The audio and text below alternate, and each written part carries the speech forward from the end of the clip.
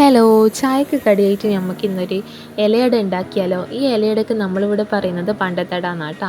ഒരു പാത്രത്തിലേക്ക് ഒരു ഫുൾ തേങ്ങ ചിരകിയെടുക്കാം. ഇതിലേക്ക് ശർക്കര പാനി ഉണ്ടാക്കി ഒഴിച്ചു കൊടുക്കാം. എന്നിട്ട് ഇതിലേക്ക് 2 ഏലക്കായ ചതച്ച് കൂടി ഇട്ട് കൊടുത്തു കഴിഞ്ഞ് നന്നായിട്ടൊന്ന് വറ്റിച്ച് കുറുക്കിയെടുത്ത് കഴിഞ്ഞാൽ നമ്മുടെ ഫില്ലിംഗ് ആയിട്ടുള്ള പണ്ട് ഇവിടെ റെഡി ആയിട്ടുണ്ട്. ഇനി ഇതിന് വേണ്ടിയിട്ടുള്ള മാവ് തയ്യാറാക്കാം. അതിന് വേണ്ടിയിട്ട് ഒരു ചെറിയ കഷ്ണം തേങ്ങ ചിരകിയതിലേക്ക് ഒരു കൊച്ചുള്ളിയും അല്പം ജീരകവും ചേർത്ത് നന്നായിട്ടൊന്ന് അരച്ചെടുക്കാം. പിന്നെ ഇവിടെ ഞാൻ എടുത്തിട്ടുള്ള അരി എന്ന് പറയുന്നത് ഒറോട്ടിപ്പൊടിയും പുട്ടുപൊടിയും കൂടി മിക്സ് ചെയ്തതാണ്. ഇതിലേക്ക് ആവശ്യത്തിന് ഉപ്പും നേരത്തെ അരച്ച് വെച്ച അരപ്പും ചേർത്ത് ആവശ്യത്തിന് വെള്ളവും ചേർത്ത് നന്നായിട്ടൊന്ന് കൈവച്ച് കുഴച്ചെടുക്കാം. അപ്പോൾ കുഴച്ചെടുത്ത് കഴിഞ്ഞാൽ നമ്മുടെ മാവ് ഇവിടെ റെഡിയായി.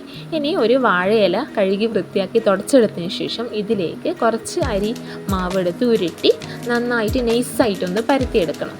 നെയ്സായി പരത്തിയെടുത്തതിന് ശേഷം നമ്മൾ തണുത്ത് വന്നിട്ടുള്ള മാവ് ചൂടോടുകൂടി വെക്കാൻ പാടില്ല കേട്ടോ. നന്നായി തണുത്ത് വന്നതിന് ശേഷം നമുക്ക് ഇതിലോട്ട് സ്പ്രെഡ് ചെയ്ത് കൊടുക്കാം. എന്നിട്ട് ഇത് 2ആയി മടക്കിയതിന് ശേഷം നമ്മൾ ഇലയട ഉണ്ടാക്കാനായിട്ട് റെഡിയായി. ഇതേപോലെ മുഴുവനും ചെയ്തെടുക്കാം. അതിനുശേഷം നമുക്ക് ഇത് വേവിക്കാൻ വേണ്ടിയിട്ട് ഒരു അടച്ചമ്പെടുക്കാം. അടച്ചമ്പിലേക്ക് എല്ലാം മുഴുവനായിട്ട് നിരത്തി വെച്ച് കൊടുക്കാം. വെള്ളം ചൂടായി വന്നതിന് ശേഷം വെച്ച് കൊടുത്തു കഴിഞ്ഞാൽ കുറച്ചുകൂടി വേഗം നമുക്ക് തയ്യാറാവും.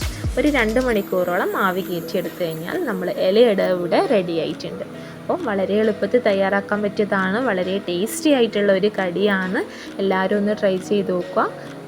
അഭിപ്രായങ്ങൾ കമൻറ്റ് ചെയ്യാം. ഇതുവരെ ചാനൽ സബ്സ്ക്രൈബ് ചെയ്യാത്തവരൊന്ന് സബ്സ്ക്രൈബ് ചെയ്ത് സപ്പോർട്ട് ചെയ്യണേ.